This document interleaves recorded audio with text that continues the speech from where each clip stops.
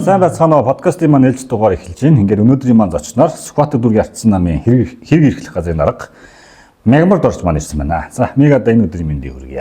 За, нэвтрүүлэгтээ орсон. Бас бочралдаа их баярлалаа. За, тэгээд чамч бас энэ өдрийн мэндийг хүргье. За, тэгээд подкаст маань ер нь бол харж ирсэн баг тий. Би яг хоохын талаас чинь энэхий нэг танилцуулга байдлаа яриа яваа. Тэгээ хоёулаа жоохон цаашаага ус төрж идэх юм уу, тийм нийгэм тал руу анхаарсан. Тим яриаар орё гэж бодоод байна. Ялангуяа одоо бас ингээд ардсан нам дотроос нэлээд одоо бужигнаач гэх юм уу, дотоод асуудлуудыг шийдэх нэг чиглэлийн өрнөд нь шүү дээ. Тэр талаар хоёулаа ярина. А тэрний наад Мягмард орж гэдэг хүмүүстээ одоо би энэ бол танилцмаар байна. Одоо жишээлбэл төрсэн газар нутаг бас юу гэдэг юм бэ? Тэгээ мэрэгжил боловсруулах ахуулаад. Тэгээ яриагаа эхлүүл яаж байна. Гэхдээ татгалзах юм алга. Тэгээд яг өөрийгөө бас товчхон танилцуулчих. За, миний би өдрийн Мягмард орж яг одоогоор хашиж байгаа албан тушаал гэх юм бол одоо ардчилсан намын Сүхбаатар дүүргийн салбар хороо буюу Сүхбаатар дүүргийн ардчилсан намын хэрэг эрхлэх газрын даргын албан тушаалыг өнгөрсөн 2025 оноос эхлэн хашиж байна. За, яг хувь хүн талаас ярих юм бол үндсэн өөрөө хүний хэмж мэргэжилтэй. За, гээд ерөнхий яг ихэмж гэдэг утгаараа яг энэ Сүхбаатар дүүргийн ардчилсан нам гэдэг бас энэ их том айлд орж ирэхээс өмнө бол яг Монголын эрүүл мэндийн салбарт төрийн болон хувийн хвшлийн эрүүл мэндийн байгууллагуудад ажиллаж байсан. За яг илүүтэйгээр яг эмчнэр ч одоо нэг одоо доторын эмэгтэйчүүдийн гэж эмчнэр төрөл салбар чиглэл болгоноор байгаа шүү дээ. Яг миний хувьд хэм бол яг эрүүл мэндийн тусламж үйлчилгээний чанар аюулгүй байдал гэдэг тийм салбарт нь ерөөдөө ажиллаж байгаад за 2025 оноос эхлээд одоогийн албан тушаалыг хашиж ажиллаж байна. Тэгэхээр эмч мэргэжилтэй. Тэгвэл одоо ингэ ангаахын хүн ингээ яагаад ус төрлөө орчих вэ? Ардсан нам руу хизээ ороод ирв. За ардчилсан намд бол яг миний хувьд штэ. Яг миний хувьд хувь хүний өөрийн бодол гэх юм бол энэ ардчилсан намд ялангуяа залуу хүн ийм чиний тэр гэдгээр огт хязгаарлагдахгүй байна. За анх одоо их сургуульд элсэн суралцж байх үеэс эхлээд ардчилсан намд за тэр тус дундаа одоо ардчилсан оюутны холбоо гэж анх байгуулагдсан цагаас эхлээд энэ их айлт бас одоо өөрийнхөө үзэл санаа миний одоо улс төрийн хувьд чиг баримжаа бодол санаатай одоо илүү төсөөтэй ойролцоо гэдэг үүднээс энэ намыг сонгоод одоо нэлээдгүй жилиг өнгөрөөж байна. За яг намд яагаад гэдгээс илүүтэйгээр ер нь бол яг хувь хүн залуу хүний хувьд энэ ер нь улс төрийн эдгэх оролцоо гэдэг бол дан ганц ардчилсан нам ардын намаар Монгол ардын нам одоогор бол Монголд хоёр улс төрийн том хүчин байна шүү дээ. Тэгэхээр зэрэг ардчилсан нам ардын нам хоёроор ер нь бол хязгаарлагдахгүй. Гэхдээ монголчуудад тэр тусмаа одоо бид нар чинь энэ Аз твдээ дэлхийдээ бол бас нэг хөгжиж буй орн тэрнийхээ дотор бас харьцангуй залуус давмгалж байгаа улс учраас залуусын улс төрийн эдгэх оролцоо өндөр үйжиж энэ бас улс орны цаашдын хувь заяаг бид нар авч явах. Одоо яг нэг миний хувьд бол одоо жоохон тийм харамсалтай байдаг юм их юм бол манай залуучуудын улс төрийн оролцоо маш бага байна. Одоо бидэнд хамаагүй гих жишээний ч юм уу тийм ээ. Бидэнд улс төр ямар хамаатай, улс орн ямар хамаатай, хэн ерөнхийлөгч хэн юу байх нь ямар хамаатай гэж ярьж байгаа маань өнөөдрийн яг нөхцөл байдлыг л үүсгэж ийн гэж би хувьдаа боддог л доо. Тэгэхээр ер нь бол зөвхөн одоо манай ардчилсан намыг сонгооч гэхээс илүүтэйгээр та нарын улс төрийн оролцоо чи хэрэгцээтэй байна. Та нарын улс төрийн үзэл бодол үзэл баримтлалаар ерөнхийдөө энэ Монгол улс өнөөгийн нийгэм дутж байна. Яг одоогоор бол манай улс төрийн ер нь Монголын хөгжлийг ер нь тодорхойлж байгаа хүмүүс бол за яг миний үеийн залуучуудаас дээдх үе буюу одоо 60 70 оны одоо яг хөгшин гэж муулж байгаа юм биш. Гэхдээ яг нь Монгол улстай яг нэг тодорхой бас нэг хувь нэмрээ оруулсан тийм хүмүүс маань одоо яг улс төрийн Монголын амьдралыг тодорхойлж байна. Гэтэл манай залуучууд маань ерөөсөө дутагдaltaй тал нь бид юм хийх гэхлээр болохгүй байна. Бид ингэхээр болохгүй байна. Биднийг ингэж дэмжихгүй байна гэж ингэж юм ярьж байгаа нь өөрөө та нар улс төрийн шийдвэр гаргалтад нөлөөлөөч, оролцооч.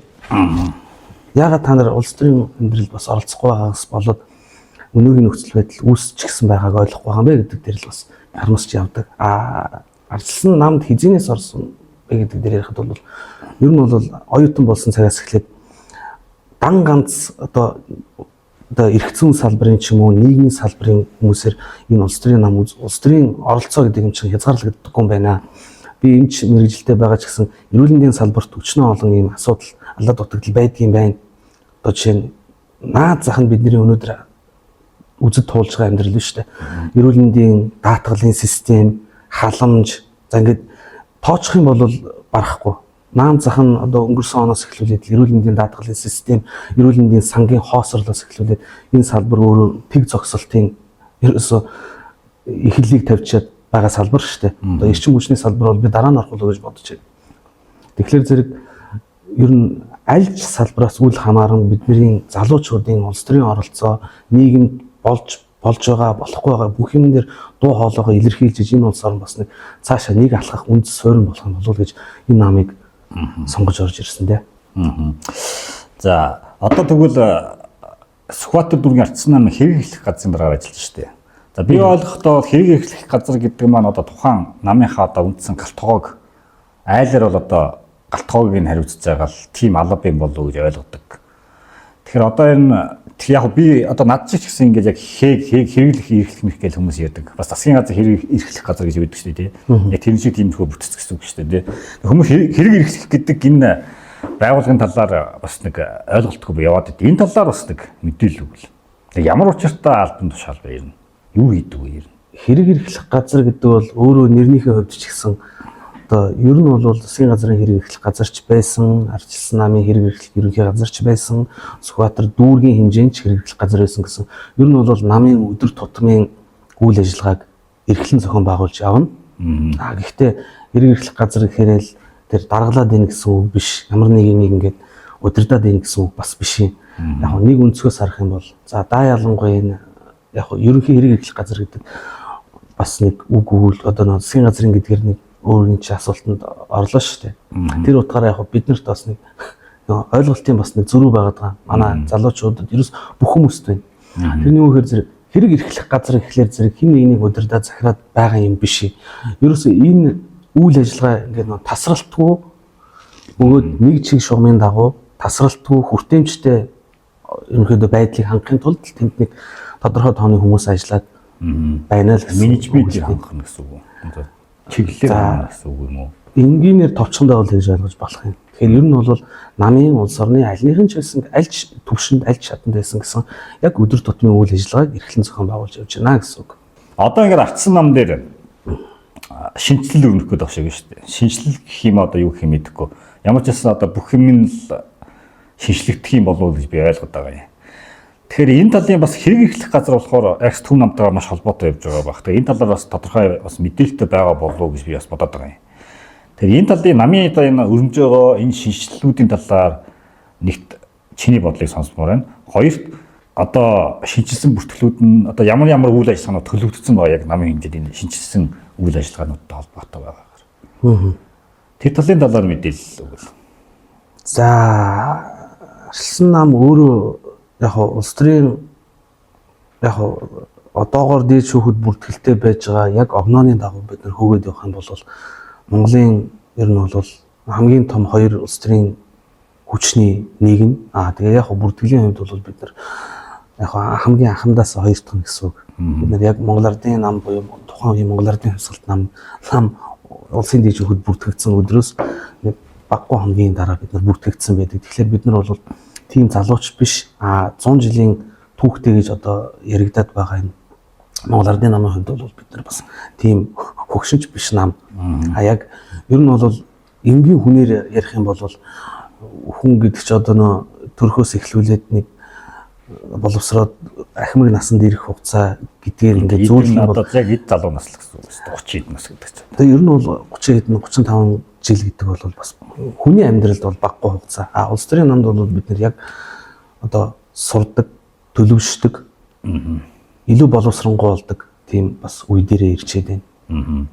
Тэр ч утгаараа дээр нэмээд тэр ч утгаараа бид бол одоо яг ардчилсан намын хувьд бол шинжлэгдэх, өөрчлөлт зохион байгуулагдах бас зайлшгүй бас нөхцөл шаардлага үүсээд байна гэдгийг одоо тэгээд нийгэмч биднээс хүсэж байна. Яг одоо өнөөдрийн Монгол улсын нөхцөл байдалч гэсэн одоо энэ эрх баригч хүчинтэй бас нэг өрсөлдөх хүч хэмжээний сөрөг хүчнийг одоо Монголын ард түмэн бас хүсэж байгаа гэдэг утгаараа биднэрт бол шинжлэгдэх, өөрчлөгдөх, хувьсан одоо илүү боловсронгуй болох, шинтгэгдэх тийм одоо хэрэгцээ шаардлага нь үүссэн.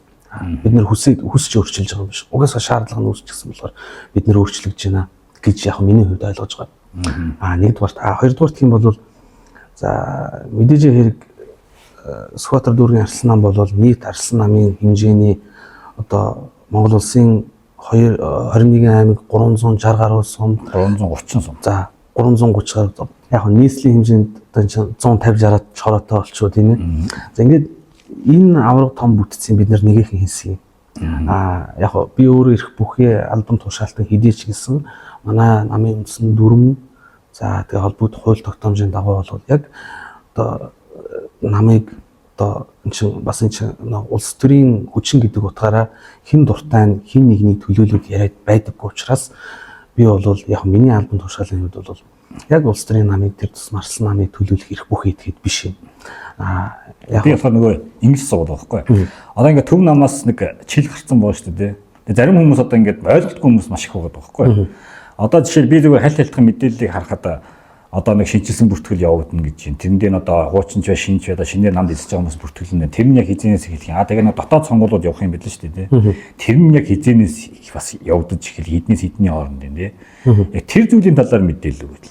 Түүний тухайд гэх юм бол яг одоо ийм улс төрийн намын тухай хуулийн шинжилсэн найрлалтай холбоотойгоор бид нар намын үндсэн дүрмээ буюу яг энэ арслан намын үндсэн дүрмийг тухайн хуульд нийцүүлэн нэг одоо хидэн удаагийн шатны бас одоо хилцүүлэг ингээд үйл ажиллагаагаар бид ингээд бүх гишүүдэрээ хилцүүлээд намынхаа дүрмийг дээд шүүхэд өгсөн. Түүний дараа бас дээд шүүх манай намын дүрмийг бүртгэж авсан. Түүнтэйгээ холбоотойгоор энэ 2 дугаар сарын 1-ний өдрөөс эхлээд за энэ манай намын хэмжээнд шинжилсэн бүртгэл буюу одоо нээлттэй зэгцтэй нам аян үндэсний хэмжээнд хэрэгжиж явж байна. За тэгээд ерөнхийдөө энэ яг аяны хүрээнд бол одоо шинжилсэн бүртгэл явагдаад одоо 3 дугаар сарын одоогор бол гарсан ухаанлын дагуу бол 3 дугаар сарын 10-ны өдрийг хүртэлх хугацаанд тухайн үйл ажиллагаа шинжилсэн бүртгэл за намын гишүүдийн татварын асуудал ингээд яригдж яваад за тэгээд бид нар бол ерөнхийдөө 4 дугаар сар гэхэд намыг 100% эмхлэн зохион байгуулаад дуусчихсан байна гэсэн. Одоо болтол сонгуул Монгол ингээд шатны намын даргаанаараа сонгогдсон байх. За намын хувьд бол нэг юм баг шиг байна тийм үү. Тэр одоо хоёлаа нэг жоохон улс төрийн хувьд одоо арчсан нам за чи чинь бас өөрөө бас ингээд оюутан наснаас орж бас баггүй хугацаанд үргэлжлэн шүү дээ. Тэгээ мэдээж улс төрийн намд олон жил боллоо. Өөрөө бас тодорхой хэмжээний албан тушаалыг бас хашаад үзчихье. Тэгээ залуу хүний хувьд яг энэ одоо сүүлийн үед ялангуяа хүмүүс нэг улс төрийн намын үзэл санаа гэдэг зүйлийг ярьдаг болцсон байна. Би ч бас тэр ярьдаг хүмүүсийн өөрөө бас нэг хэсэг нь л дээ. Тийм учраас би бас нэг өрсөн хүн болгоноос энэ хэд бол асуудаг нэг асуултуудын нэг л дээ. Тэгээ арчсан нам өөрөө баруун төвийн чиг баримжааг дагаж явна гэдэг улс төрийн хүчин шүү дээ тий. Тэгэхээр одоо энэ шинжилж байгаа процесс явагдана.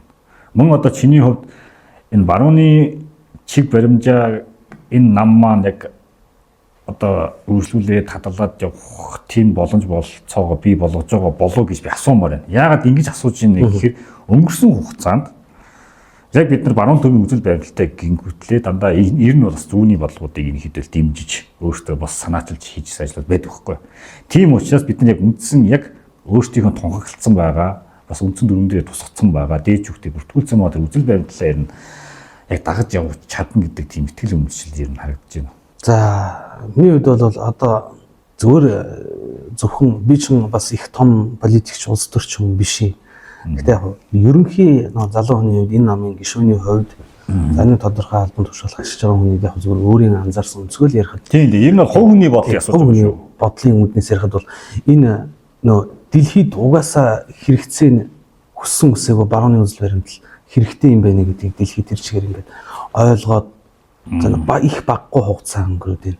Ер нь яг тун олон жилийн тун урт хугацааны түүхтэй бас барууны буюу одоо нэгсний ардчлалын цэвэр үнэмлэхүй ардчлалын либерал зарчмаар ингээд хөгжөөд явчихсан улс орнууд байна л да. Гэхдээ бид нар бас тэрнээс туршлага судлаад одоо их л алдаа оноотой л нэлийн баггүй хугацааг ер нь өнгөрөөчээд энэ хүний хувьд. Тэгэхээр зэрэг ер нь миний хувьд залуу хүний хувьд бол Арслан намд нэг тодорхой буюу яг эдийн засаг улс төрийн хувьд яг хүний эрх хэрэгчлөөгөө дээдэлсэн яг бидний үндсэн яриад байдаг энэ 5 одоо үнэт зүйлсээ ингээд одоо бүх үнэт зүйлсүүдээ ингээд хадгалж чадсан юм бас улс төрийн нам болох хэрэгцээ шаардлага байна уу байна.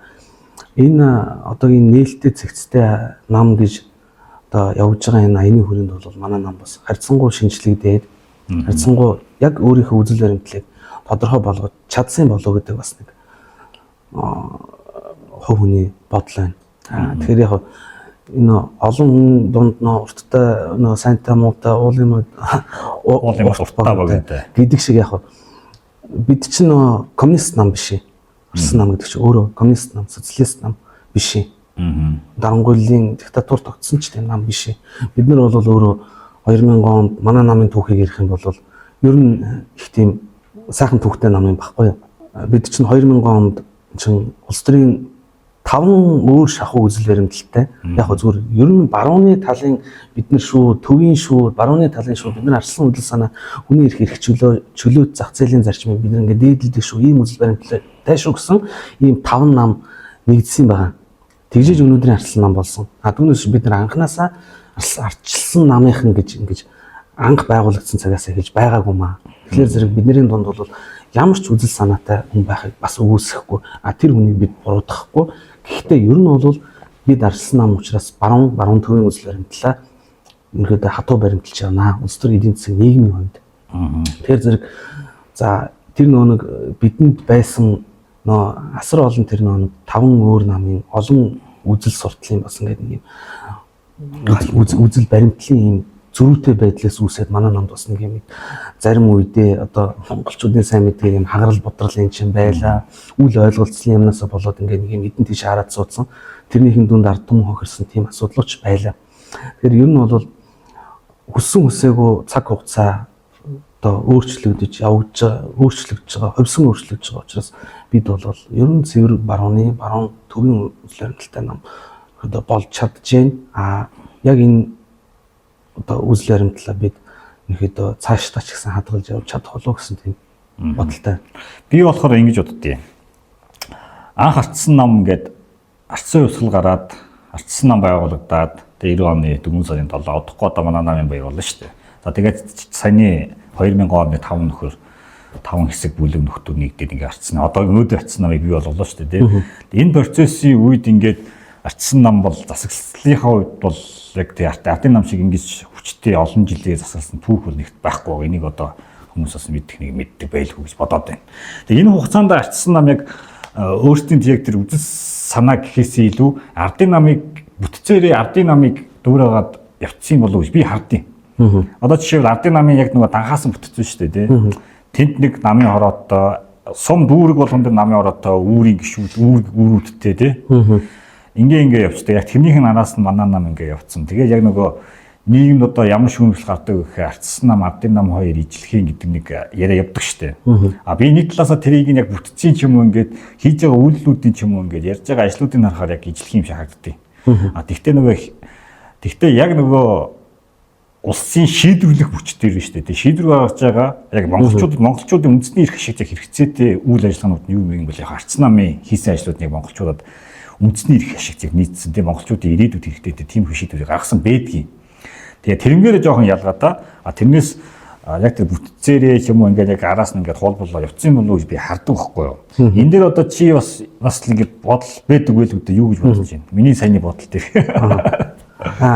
Яг залуу хүний хувьд гэдгээл их чухалчилж хэлээд байгаа шүү дээ. Гэхдээ яг бас энэ чи улс төр сонирхож байгаа ингээд энэ замаар бас ер нь явж байгаа хүний хувьд бол за бидэнд бүтцийн хувьд бол ижил төсөөтэй юмнууд их бий. Одоо манай Монголын нөхцөлд ч өөрөө бид нар чинь пост социалист орн учраас ерөөс ингээд бидний хувьд ч гэсэн яг энэ бүтцээр ер нь улс төрийн нам ингээд оршин тогтнохоос урч бас аргагүй нөхцөл байдалд байгаа муу даа л гэж хардгийн. Тэр байдлаас харин бид харьцангуй салж чадчихна гэж харж байна. Гэхдээ яг түрүүний өөрөө ч ярьсан энэ дэр нэг хариу тайлбар хэлэхэд биднэрт бол бүтцийн хувьд бол гаднаас харагдах байдлын хувьд бол бидэнд төсөөтэй талууд их байна. Төсөөтэй талууд яг хүн адилхан юм биш үү? Энэ ялгааг нь олж харахгүй шүү дээ. Монголчууд адилхан логотой юм байна, адилхан дүрмтэй юм байна, баг тийм ээ. За нэг нь болохоор зүүнний, нэг нь барууны гэдэг юм байна. Бид нэрийг адилхан юм байна гэж хүн хараад байгаа. Гэхдээ Арслан нам Монгол Ардын намтай харьцуулахад Монгол Ардын нам чинь өөрөө үзэл суртал суурьтай ном. Ер нь бол Ардын намын түүхэн өөрөө Оросуудын импортлж орсон ном л шүү дээ. Ер нь бол. Яг хоо тэгээд тухайн үед ч одоо тэгээд бидэнд нөө түүхэн одоо нөхцөл байдлын хэрэгцээ үүсээд хэрэгцээнд дээр бас тулгуурлаад бас Монгол Ардын хувьсгалт нам тухайн үед засгийн хэрэг барьж исэн болов уу гэж харж байна. Гэхдээ Арслан нам бол үзэл сурталчсан нам биш юм аа. Бид бол үзэл баримтлалтай, бид нар өөрийн гэсэн үзэл санаатай нам байхгүй юу? Үнэт зүйлтэй. Үнэт зүйлтэй. Ардын нам ч гэсэн үнэт зүйл гэж юм байгаа. Байгаа. Би бол тэгж яг найдаж байна. Гэхдээ Ардын намтай харьцуулахад бид нар Монгол Ардын намтай харьцуулахад бид нар бол үзэл сурталчсан нам биш юм аа. Биднэрт ийм нэг дахин шүтдэг нэг ийм оюун санааны нэг тийм юм бас байхгүй л байна. Яг дэлхийн түүх өөрөө үзэл суртал, үзэл баримтлал гэдэг хоёр юмны ингээд ялгааг нь бас ингээд гаргаад өгчихсэн. Дэлхийн түүх өөрөө дүгнээд өгчихсэн. Үзэл суртал гэдэг юм одоо манай намын хувьд бол дүрмийг уншсан ч гэсэн манай намын дүрмийг одоо тэр нэг үнэт зүйл, үзэл баримтлалыг яаж ч харлаа гэсэн та энэ намыг дагж ч болон дагахгүй ч гэж болно гэсэн юм байгаа. Тулгалт байхгүй. Бид нар тулгын шаарддаг. Энийг ч тулгын шаарддаг. Өөрөө арслан хувьсгалч тулгын шаардлагатан дээр үүсээгүй.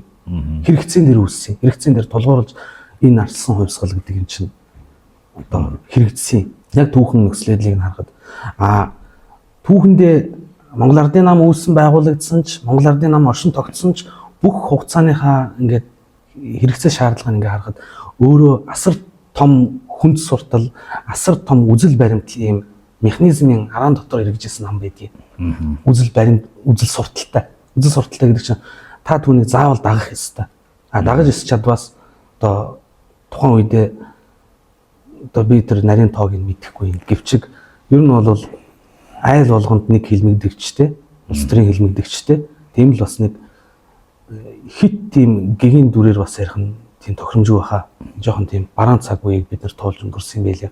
Тэгэхээр бид нар ч гэсэн бас үзэл суртал гэдэг юмны бас аимшигтай нүүр царайг нь харсан учраас бас энэ үзэл суртал гэдэг юмнаас бол Арслан намынхан бол бас ангид хүмүүс юм. Ардын намаас хүн гардаггүй шүү дээ. Ардын намын гишүүнчлээс хэн ч татгалздаггүй. Орсон бол гардаггүй. За гарсан түүхэндээ нэг цөөн хүмүүс байгаа. Гарсан хүмүүс нь дандаа нэг тийм хэлмэгдчихсэн ч юм уу одоо хонгол монголоор чирүүлсэн гэдэг нэг юм одоо энэ тойргоод ярьдаг. За нэг тиймэрхүү юм ярьж байгаа баг. Арслан намаас бол одоо өдөртөө 10 хүн гарч өдөртөө 10 хүн буцаж орж ирж байгаа баг. Буцаж орж ирж байгаа нь бас цөөхөн жиж магадгүй. Гэхдээ бидэнд бол үзэл санааны хувьд бол чөлөөт байдлыг эрхэмлдэг тийм нам юм аа. Таны амьдралд хэрэг болох, таны одоо Монгол орны хөгжил дэвшилд хэрэгтэй тийм юм байх юм бол манай намыг дагаад ороод ирээ. Дагахгүй бол болохгүй шүү гэсэн байхгүй шүү. Жишээ нь яг өнөөдрийн нийгэмд манай Монголын толгой том корпорацууд, байгууллагуудын удирдлагуудыг ер нь Монгол Ардын намын гишүүнчлэлтэй, Монгол Ардын намаас ямарваа нэгэн хамааралтайгаар үйл ажиллагаагаа явуулж байгаа гэхэд бас би хэлсдэхгүй болов гэж хувь хүний хувьд бол бодож байна. Ягаад тэр чинь тэр үзэл баримтлал, тэр Монгол Ардын намын айхтар тийм хатуу маш олон жил тогтчихсон тийм ийм том механизм дотор ингээд эргэж явхаас өөр аргагүй амьд үлдэхийн тулд тэр компаниуд эдийн засгийн хувьд за яг үнэхэрийн чөлөөт зарчмын дагуу яг дэлхийн эдийн засгийн худалдаа бүхий л ерөнхийдөө эдийн засгийн чөлөөт харилцаанд ороод явж байгаа бас байгууллагууд байгаад эднэрийг буруутгахгүй үүсгэхгүй.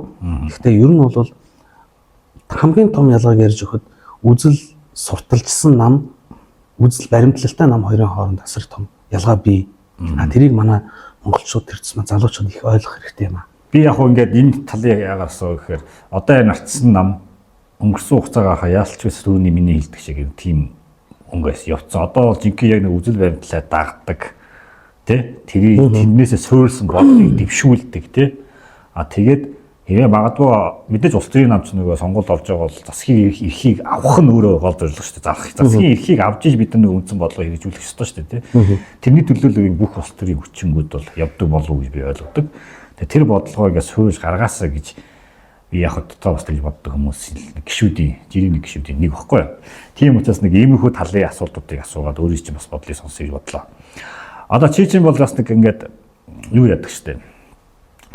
Зөвхөн одоо өөрөө ингээд яг ингээд баруун төвийн үзэл баримтлал ингээд дагаа явж байгаа ч гэсэн бас ингээд бусад нөгөө талын одоо тэр ардын намын социотик үзэл ч юм уу эсвэл нөгөө коммунизм ч юм ингээд үзэл санаануудыг ер нь бас судалсан нөхөр шүү дээ.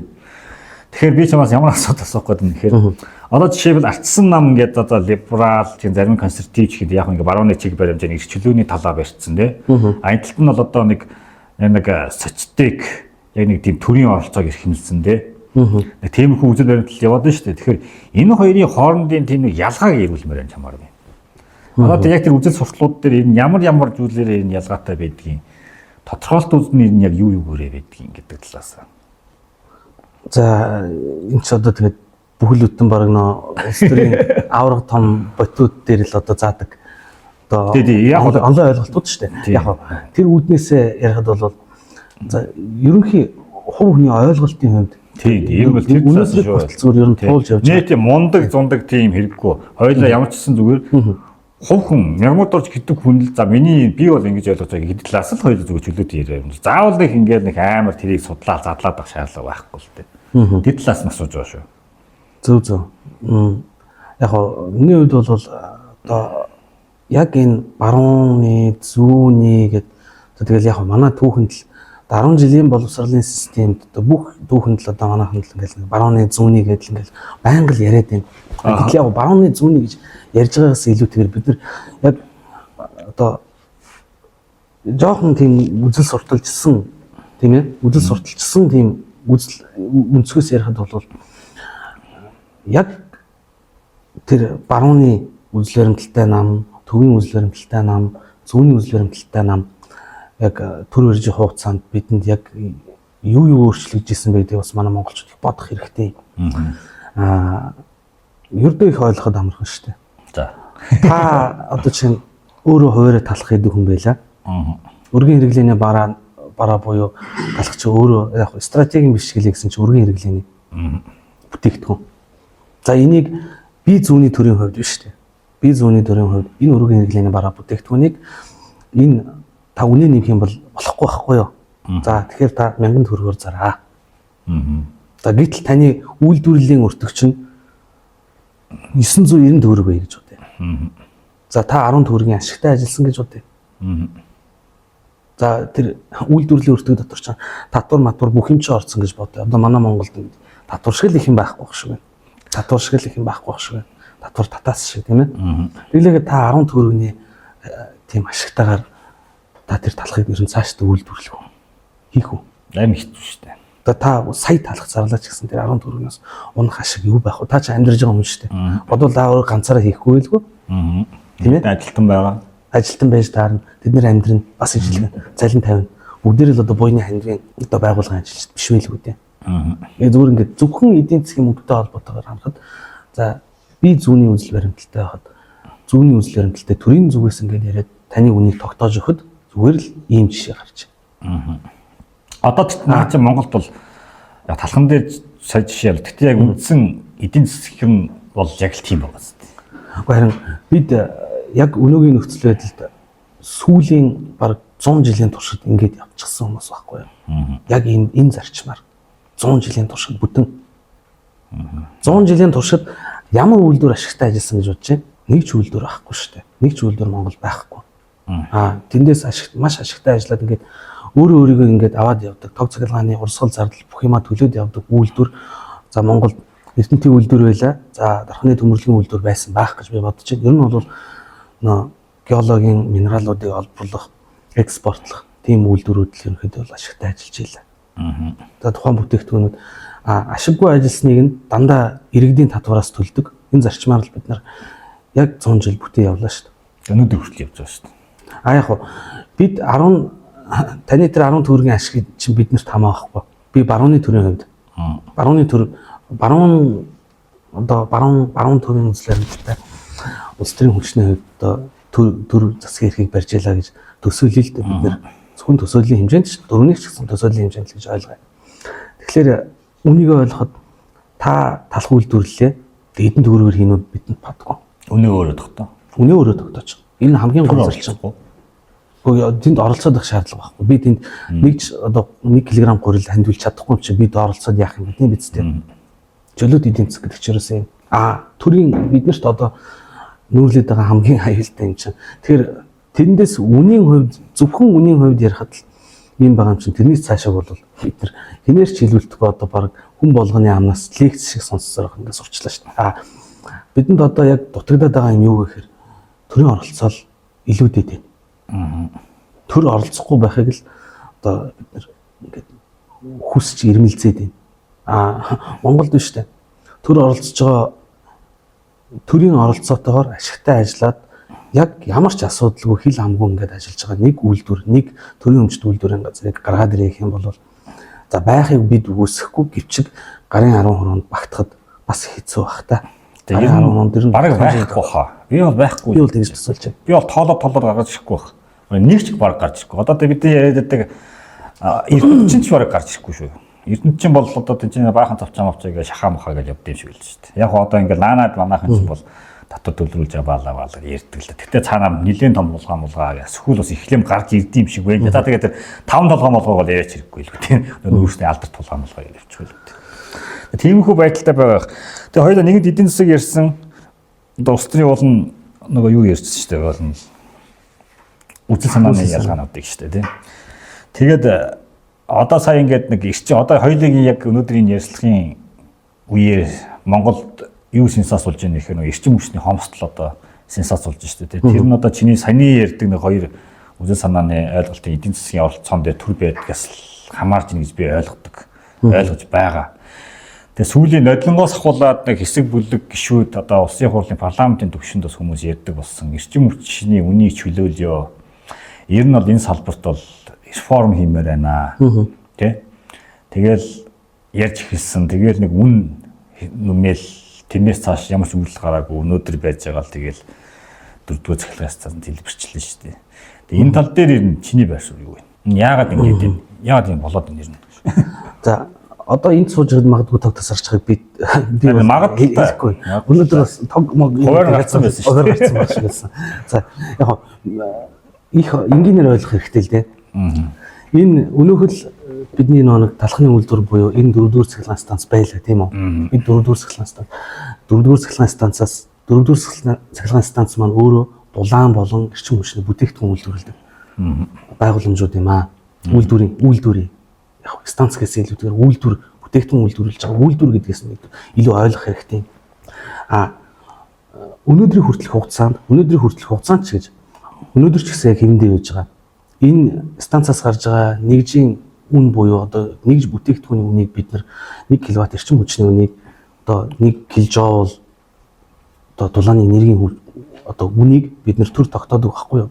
Төр тогтохдоо гэтээ яг нь манай одоо төр засгийн хувьд хөрөгчний хувьд одоо хизээнээсээ ингээд тавьж ирсэн тайлбар нь юу вэ гэхээр ард иргэдийн амьдралыг бодож байна гэдэг ийм тайлбар. Гэтэл эндээс гарч байгаа 1 кВт эрчим хүч магадгүй төсөөлөх тийм ээ. Би бол эрчим хүчний талын мэрэгжилтэн биш учраас хэлж мэдэхгүй байна. 1 кВт эрчим хүчийг үйлдвэрлэхэд үйлдвэрлэлийн өртгөн 300 төгрөг байхад бид нэр төрөөс 200 төгрөгөөр зар гэхээр энэ 100 төгрөгийн зөрүү гарч байгаа биз. Ерөөсөө яг л энэ зөрүүн дээр шүү дээ. Энэ 4-р цахилгаан станц ашиглалтанд орсон өдрөөсөө эхэлж ашиггүй ажилласан байхгүй юу? Ашиггүй ажилласан. Магадгүй өнөөдөр нийгэм биднээс ингээд буцаж хариу авахгүйж үзэж байна. Дайлангаа арсан намаас сонгогдсон гишүүд байна тийм ээ. Эрчим хүчний үнийг чөлөөл, реформ хий гэсэн гишүүдээс бас ингээд буцаж хариу тайлбар авах гэж байна. Ягаад тэгэхээр одоо бидний оролцоотойгоор манай улс төрийн хүчний оролцоотойгоор үнийг чөлөөлчих гэсэн. Гэтэл энэ тогч яагаад тасраад байгаа юм бэ гэж бид нараас ард түмэн асууж байна л да. Асууж байна. Энэ дээр ярих хамгийн гол юм 30 жил 40 жил ашиггүй ажилласан өртөө төрийн өмчт байгууллага үнэ нэмээд 1 жилийн хугацаанд энэ алдагдлаа нөхөж чадах уу? Би бол тийм хялбар шийдэгдчих бас асуудал гэж хувийн хвшил байсан бол дампуурсан байна шүү дээ. Хувийн хвшлээсэн бол энэ үшээ дампуурчихсан байна. Хамгийн гол нь бид нөө хойд хормоогоороо авч урд хормоогоо нөхнө гэдэг шиг бид нар ингээд өнөө маргаашийг аргацаасан ингээд нийгмийн халамжийн шахуу юм бодлогоосоо болоод өнөөдөр бид нар ямар их юм алдаж байгаа хэлж чадахгүй шүү дээ. Бид нар урд хойд хөршөөсөө хичнээн их хэмжээний үн өртөгтэй эрчим хүчийг ингээд худалдаж авч байна тийм ээ. Хичнээн хэмжээний эрчим хүчийг худалдаж авч байна. Одоо бид нар байгалийн шахуугчгүй одоо сэргийгт эрчим хүчний нөөцтэй орон гэж нэрлэдэг байгаа гэвч бид нар тэрийг ашиглаж чадахгүй л байгаа шүү дээ. Нөө аль нэг хөршөөсөн хамааралтаар одоо тэгэл өнөөдрийг хүртэл нэг усан цахилгаан станц барих гэж 20 жил 30 жил хоорондоо хэрэлжиж нэг юм арай хийж нэг ганц усан цахилгаан станцтай болсон. Одоо нөгөө техник нэр дараагийн усан цахилгаан станцын хэрүүл дуусаагүй юм шүү дээ. Гэлээ гэдгээр бид нар үнийг ингээд тогтворжуулна. Өнөөдрийн магадгүй би их бага цалинтай. Одоо таны цалингийн хэмжээг мэдэхгүй. Ингээд бид нар эндээс гараад гудамжинд тараад түнээс цалингийн асуугаад за 5 сая төгрөгийн цалинтай 10 сая төгрөгийн цалинтай 3 сая төгрөгийн цалинтай ингээд өнөө маргаашаа ингээд болгоод өөрийнхөө амьдралыг аваад явчих хэмжээний цалинтай хүн хэд байгаа вэ? Яг хөө тэрийгэ бодох юм бол үнийг хамаагүй чөлөөлөж болохгүй. Гэвч зөвхөн өнөө маргаашааг харсан энэ асуудлаас ч болж бид нар гал алдахад үрж шүү дээ. Улс орондоо яриа. Баруун аймагуд одоо хойтлын ангаан бүсийн аймаг, говийн бүсийн аймаг ингээ гал алдахад хүрж байна. Тэр бүр дотроо нийслэл Улаанбаатар хот нь өөрөө эрчим хүчний ингээ ийм сонин хуваарьтайгаар өвлжж байна. Яг нөгөө өнгөрсөн нийгмийн систем өнөөдөр бид дахиад мэдээж явж байна шүү дээ.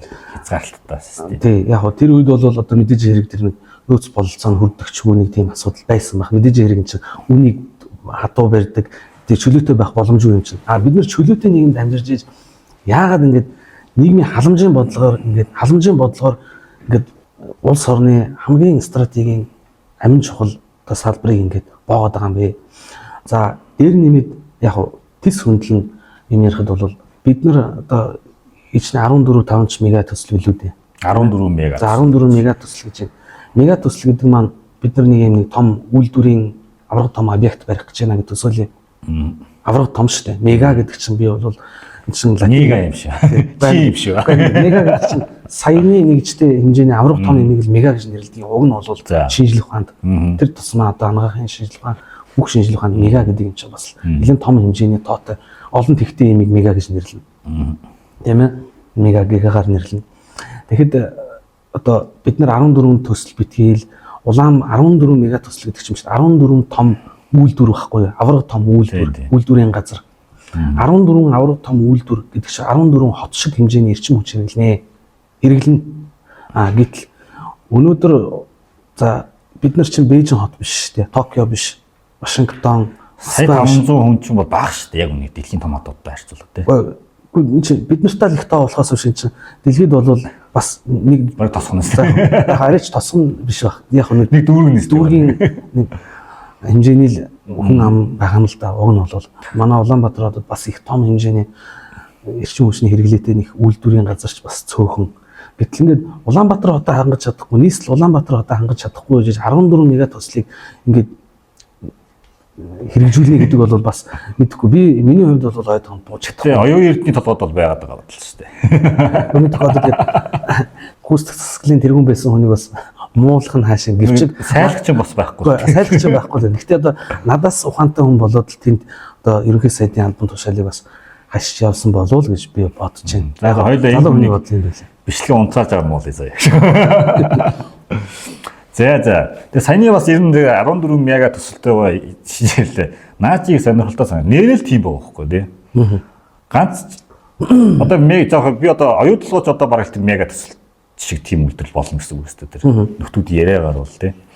Тэрэн шиг ийм 14-ийг ярьсан явжсэн нөхдүүд өнөөдөр ганц цахилгаан станцынхаа хинчлэлийг хийж чадахгүй байхаар ч одоо тэгээд тэр 14-ийг яаж хийх юм бэ гэдэг нь өөрөө бас амар юм нэлтэй юм да тий.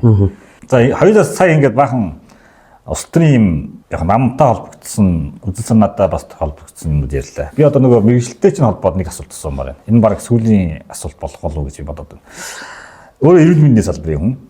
За Монголд өнөөдөр эрүүл мэндийн салбар бас төрийн оролцоотой. Сая ингээд хоёулаа баахан юм уу ингээд төрийн оролцоо эдийн засаг баг ингээд юм орж ингээд тэдний нэг салбар нь бол эрүүл мэндийн салбар. Тэгвэл Монголын өнөөдрийн төр бол бүх салбарт л орж байгаа. Тэ уул уурхайн салбар, боловсролын салбар юу гэдэг бүгд баг одоо төр өөрөө зах ажиллуулж байгаа жишээ нэ тий. Тэгэхээр эрүүл мэндийн салбар одоо барууны одоо хөгжингөө орнууд чинь бол яг эрүүл мэндийн салбар нь бол нэг төр хамаардаг юм шиг байгаад байгаа юм. Одоо Солонгос, Америк ер нь тийм шиг байлаа шүү дээ. Тэр Монголд ер нь хийх боломж байдаг юм уу? Ер нь тийм хэлбэрлүү шилжих нь зөв үү буруу юу? Би одоо яг салбарыг ч гэсэн салбарыг чинь байр сууриас би танаас асууад байна л да. Зөв. Энэ дэр яг манай одоо эрүүл мэндийн тогтолцоо яг л одоо түрүүн бидний ярьж ирсэн тэжлэгэн одоо бүгд төрийн оролцоотойгоор төрийн оролцоотойгоор тусгай зөвшөөрөл авдаг, төрийн оролцоотойгоор тайлан тооцсон бүх яг мэдээж хэрэг төрийн оролцоотой гэхээсээ илүүтэйгээр энэ маань эрүүл мэндийн салбар гэдэг маань өөрөө үндэсний аюулгүй байдалтай холбоотой Монгол хүн байх уу байхгүй юу гэдэгтэй бас мөн холбогддог тийм их чухал салбар л да. Дэд бүтцийн ч гэхээсээ илүүтэйгээр илүү их чухал салбар. Өөрөө Монгол хүн эрүүл байх уу, өгөх үү, Монгол хүн Монгол чигээрээ байх уу гэдгийг бас тодорхой хүрээнд бас бид нэр хариуцдаг мундаг мэргэжилтнүүдтэй тийм салбар юм. Яг би өөрөө энэ чиний хувьд эрүүл мэндийн салбарын одоо гаралтай гэх юм уу юу гэх эрүүл мэндийн салбарын хүний хувьд бол манай эрүүл мэндийн салбарт мундаг мэргэжилтнүүд байна, мундаг эмчнэр байна. Мундаг совлогч нар байна. Бүгд мундаг хүмүүс байна. Тэгтээ төрөөр хичээл заалгаагүй. Төрийн оролцоотойгоор гадаадд сураагүй. За ер нь манай Монгол улс бол 1000 инженер, 100000 инженер хэд ч үгүй мэдхгүй. Инженер, эрх зүйч бахан төрийн мөнгөөр бэлддэг юм билээ. Гэхдээ нэг ч юмч бэлдээгүй. Тэгэхээр яг өнөөдрийн байдлаар бол эрүүл мэндийн салбар өөрөө ямар ч төрийн оролцоогүйгээр нэг амин тасраагүй нэг юм явж байгаа салбар юм. Боловсролтой тэднээс нөгөө эрүүл мэндийн салбарын хүний бэлтгэх дээрээ шүү дээ. Яг зөвхөн дээрээ шүү дээ. Бэлтгэх хэмжээ. Тэгтээ яг салбарын хэмжээнд бол. Яг салбарын хэмжээнд ч гэсэн энэ өөр хамаатай. Яг тэгэхээр эрүүл өөрөө өөрийнхөө зардлаар одоо Хятадд ч юм уу, Японд, Америкт очиж сургууль төгсөөд энд өөрийнхөө мөнгөөр одоо эмнэлэг байгуулчихсан цоошин мэсэл эмчилгээний ингээд технологиг нэвтрүүлчихсэн мундаг эмчнэр манад байна. Эрдэмтэн мэргэжилтнүүд байна. Энэ бол ерөөсөө нөө хэдэн хүний зүгээр яг боловсралтай нэгт уялдана л да. Эрүүл мэндийн салбар. Тэгэд өөрөө хэдэн мэргэжилтнүүдийн зүгээр нэг юм ер нь эмч болъё гэж эмнэлгийн мэргэжилтэн болъё гэж тэр нь хүсэж сонирхсан хэдхэн хүний нуруунд дээр л ер нь тогтож яваа салбар болохоос биш төр оролцсон бүх салбар нуруу унчихсан. Наад захын жишээ нь үлээхэд за би нэг сүүлийн 3-4 жилийн жишээг огт хамаарахгүйгээр ярихад одоо манай эрүүл мэндийн салбар аймаг, орон нутаг нийслэлийн одоо эрүүл мэндийн салбар маань өөрөө анхан одоо 1 2 3 дугаар шатлын эмнэлэг гэж байгаа л да. Тэгээ мөн лавлгаа шатлын эмнэлгүүд гэж би. Тэр нь яг нөө тэжээр нөө шүүх би жишээ авч байгаа шүү дээ. Шүүхтэй одоо ч анхан лав заалдах одоо дээд шатны шүүх гэдэг шиг биднэрт бол одоо нийслэл Улаанбаатар хотод үндэсний хэмжээний лавлгаа шатлын 3 дугаар лавлгаа шатлын боёо 3 дугаар шатлын эмнэлгүүд завлсын 1 2 3 дугаар эмнэлгүүд байна. Сэтгцэн эрүүл мэндийн үндэсний төв, гэмтэл сав судлалын үндэсний төв, арсны гэдэг ингээд төрөлцсөн мэргэжлийн ингээд эмнэлгүүд байна. За эдгээр эмнэлгүүд маань за нэг сүүлийн хэдэн жилийн нэг хүртэлх хугацаанд бол ямар ч урсгал засвар байдаггүй. Эндээс нэг хэдэн дарга нарын одоо мөнгөөр нэг эм тариа нэг хүчээр шахааны чанартай чанаргүй бид нар мэдэхгүй. Тийм юмуудыг ингээд эмнэлгийн хэрэгслийг ингээд ард түмэнд нийтэд ингээд шахдаг зүгээр л юм бизнесийн нэг юм модель болчихсон. Эрүүл мэндийн салбар. Түр тэгсэн чинь нэг жоохон жижиг юмнаас ингээд савраа татсан. За. Яадаг байсан бэ гэхээр жишээ нь хувийн эмнэлэгтэй эмч тийм үү? Хувийн одоо хэвшлийн эрүүл мэндийн байгууллага бол хүн орж ирж үйлчлүүлэхгүй бол дампуурдаг.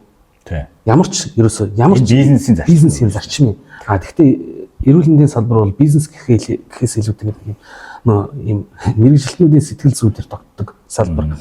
Тэгэхээр зэрэг хувийн хвшлийн эрүүл мэндийн байгууллагууд бол ингээ өөрөө хүн орж ирэхгүй болохоор дампуурчдаг учраас хувийн хвшлийн эрүүл мэндийн байгууллагууд хүссэн үсээгүй ингээд өөрийнхөө чанарыг сайжруулан явуулдаг. Яг л мөн бизнесийн зарчмаар.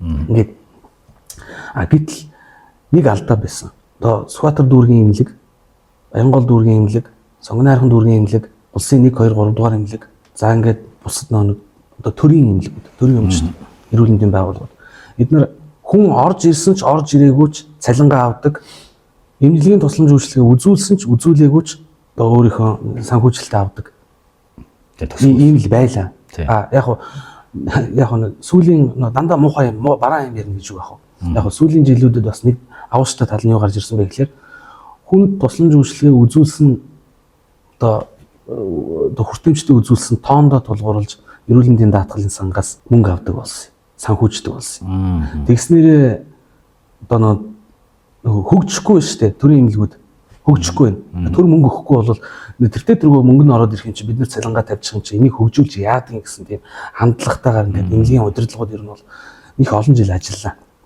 Тэгээд яг өөрчлөлт гарсан. Та нар сайн байхгүй бол ер нь бол та нар сайн хаалгаа хийж олон хүнд хаалгаа хийхгүй бол одоо санхүүжилтээ авч чадахгүй танай эмнэлэг ер нь бол ингээд дампуурч шүү гэдэг ийм зарчим шилжсэн эрүүл мэндийн байгууллага. Гэтэл бид нар санхүүжилтийн тэр мөнгө хаанаас гарч ирж байгаа гэдэг нэг асуудал байна. За энэ бол сайхан юм дууссан. Муухай юм эхлэе. За эрүүл мэндийн байгууллагыг за яг хөө төрийнч болон хувийн хвшлийн ч гэсэн эрүүл мэндийн байгууллагууд бол эрүүл мэндийн даатгалын сантай одоо гэрээ байгуулад гэхдээ тэр чинь дурын нэг байгууллага биш. Тодорхой шаардлагыг хангасан байгууллагууд нь гэрээ байгуулад эмнэлгийн тусламж үйлчилгээ ард түмэнд ингээд иргэдэд үзүүлэхлээрээ зэрэг ингээд эрүүл мэндийн даатгалын сангаас мөнгө аваад санхүүжээд сайжраад явдаг. Ийм жишг тогтлоо. Энэ бол сайн юм биш үү? Гэтэл эрүүл мэндийн даатгал биднэрт хязгааргүй хүсэл хэрэгцээ байвч нөөц бололцооч хязгаарлалт гэдэг юм баггүй. Тэгсэн чинь эрүүл мэндийн даатгалын сан маань өөрөө буруу болчихлоо. Баг дампуурсан юм шүү. Тэнд яг дампуурах шалтгаан нь юу гэхээр ийм болсон. За та бол тасралтгүй ажиллаа хийгээд эрүүл мэндийн даатгалыг төлдөг иргэн хүн байх нь. Хөдөлмөрийн зах зээлийн ажиллаа хийгээд ингээд иргэн хүн байх нь ажиллах насны.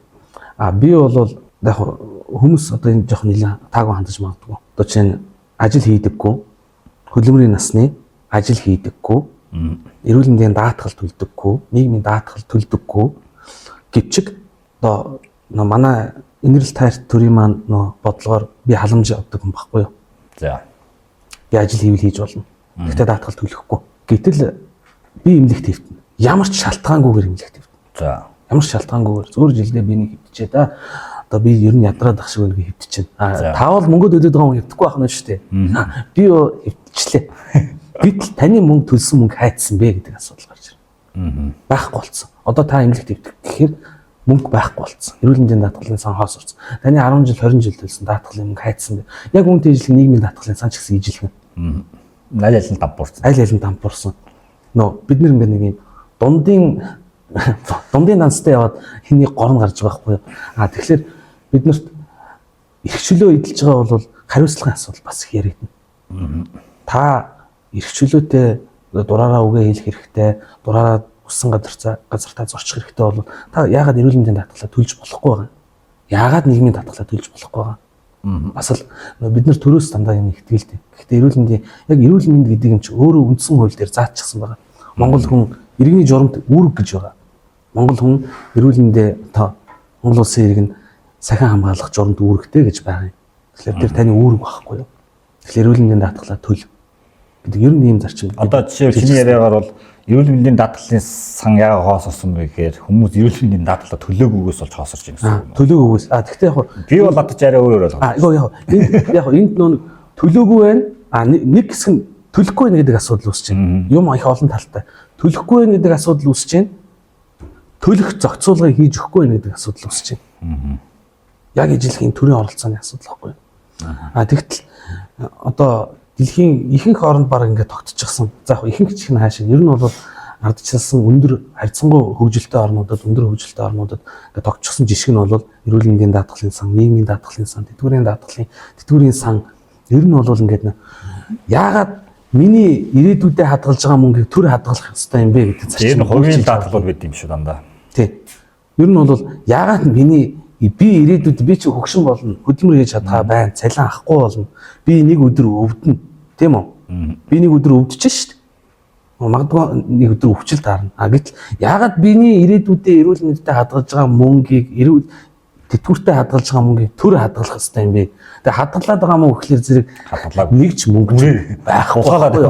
эрүүл мэндийн даатгалын сангаас аваад нэг газарт нь тавьдаг, тэтгэврийн сангаас аваад нэг газарт нь тавьдаг, нийгмийн даатгалын сангаас аваад нэг газарт нь тавьдаг. Гэтэл тэрийг нь яг үнэхээр ингээл нэг стац үйлдвэр уурхаа барьсан юм уу гэхээр ард түмэн дургуутсахгүй л дээ, дургуутсахгүй. Гэтэл нэг ч үйлдвэр уурхаа, нэг ч станц юу ч бариагүй. Тэр мөнгө хайцсан мэдэхгүй байна. Дарга нарын талаас л орсон л да. Энэ товчхондоо Магадгүй одоо тэгжэл төсөл. би болохоор ер нь би бол даатгалын салбар болохоор тухайн хүн өөрийнхөө асуудал, ирээдүйн асуудалтай санаа зовсон учраас магадгүй эрслээ бодоод тооцоолоод ингээд өөрийгөө даатгалж байгаа гэж хайл. Одоо машины даатгал баталж яг л тийм. Бас машины даатгалыг яг бас балаа ярина шүү дээ бас. Бас төр хүчээр даатгал. Гэхдээ яагаад миний эд хөрөнгө энэ дээрээс миний эд хөрөнгө дээрээс том мөндөр орж оноход би ирээдүйдээ хадгалж байгаа мөнгө төр хадгалж машина хамгаална уу байна уу тэр төр томоогүй байхгүй. Тэнгүүл төр хүчээр заавал даатгалаа төл төхгүй бол торгоно гэж байгаа шүү дээ. Тэгээ машин дээр бол ийм. Тэгээ эрүүл мэнд дээр болохоор бас яг тэр шиг эрүүл мэндээ чи заавал төл тэгээд нөгөө төлж байгаа хүмүүс нь өнөөдөр яг нөгөө үйлчлэгийг авъя гэхээр байдгүй. Одоо уншуул уулмал даатгал төлөвлөл бас нэг хөнгөлөлт мөнгө авдаг байсан. Одоо тэр нь байхгүй ч болцсон ч гэлөө би ч өөрөө эмдгээр яваа бас олон жил болж байна. Тэр иймэрхүү асуудлууд бол манай бүх салбарт байж зөвхөн эрүүл мэнд гэлдэг. Тэгээ сая бол энийг болохоор яг би өөрөө ч яг тэр салбарын хүн учраас сонирхоод асуулаа. Тэгээ хоёулаа ингээд бас сая нийгмийн даатгалаараа бас нэлээд бузар булаа юм ярих баг. За тэр автомашинтай холбоотой манай хотын даргатай холбоотой тэр татвар матар нэмсэн тэр даатгал матгалыг төрөл бас ингээд хүчилж байгаа асуудлуудыг ярь бас бузруулж ярина тийм ээ. Энэ мэтчлээ ингээд маш олон асуудлыг ярих баг. Тэгээ хоёулагийн өнөөдрийн бас ярилцлагын цаг юм нэлээд явсан байна. Тэгээ ямар ч байсан ингээд чөлөөтэй одоо мега чин ялангуяа хээгийнхэн нэгт чөлөөтэй баг нэг юмд ярьдаггүй байхаа гэж би бодоод баг анхныхан таа юу та. Тэгээд явцсан миний шоугийн подкастаар анхны одоо хээгийн дарга байла. Тэгээд улс төрийн замлалд ороод эрүүл мэндийн салбарын хөнгө явж байгаа. Тэгээд цаашдын ажилд нь бас амжилт хүсье. Тэгээд олон залуучуудыг бас татаж үзэл санааны олон гишүүдтэй болоорой. Сүхбаатар дүүрэг ялангуяа. Ягаад бол нөгөө Улаанбаатар хотын зүрхэн дүүрэг шүү дээ. Тэгээд зүрхэн дүүрэг учраас амьсгалж явах хэрэгтэй. Угаартаж болохгүй. Угаараас аль болох угаараас хол байгаараа тэгээд эрүүл амьсгалыг аль болох нөгөө сэргийж байгаараа эрүүл уур амьсгалаа сэргийж байгаараа гэж би бас залуу адилхан нөгөө ингээд нэг үзэл санаан дээр явж байгаа залуу хүний бас найстай зөвлөмөр байна. Тэгээ одоо магадгүй би одоо энэ урт ярианы дундуур өөрөөс чинь бас суугаа гэж гэдэг юм эсвэл чамд нэг тэгчээс нэг хүмүүс нэг хандаад нэг энэ үгээ хэлчих юмсан энэ үзэл санаагаа илэрхийлж юмсан гэсэн тийм бодлоо байвал бас тэрийг хуваалцъя. Тэгээ хоёул өнөөдөр яриад дуусгая. За тэгээ да их баярлаа. Яг одоо хэлж амжаагүй юм, ярьж амжаагүй муу мухай юм, сайн сайхан юм аль аль нь айгүй их юм байдаг юм байна. Ер нь яг ингээд үндэ юм их ярихлаар тийм муухай сайхныг яриад ингээд бас баггүй хугацаа хоёлаа бас зарцуулчлаа шүү дээ. Би хоёулаа юм муухай юм ярих нь л да. Сайхан хавар байна. Яг манай нийгэм л өөрөө тийм болчихсон. Тэгээд нэвтрүүлэгт орж оролцсон одоо чамд их баярлаа. За болцсон аа. За тэгээ өнөөдрийн дугаараар маа Сүхбаатар дүүргийн хэрэг эрхлэх газрын дарга Мегмод орч маань оролцлоо. Тэгээд дараагийн дугаараараа иргэн уулзцаая. Баяр та. За баяр та.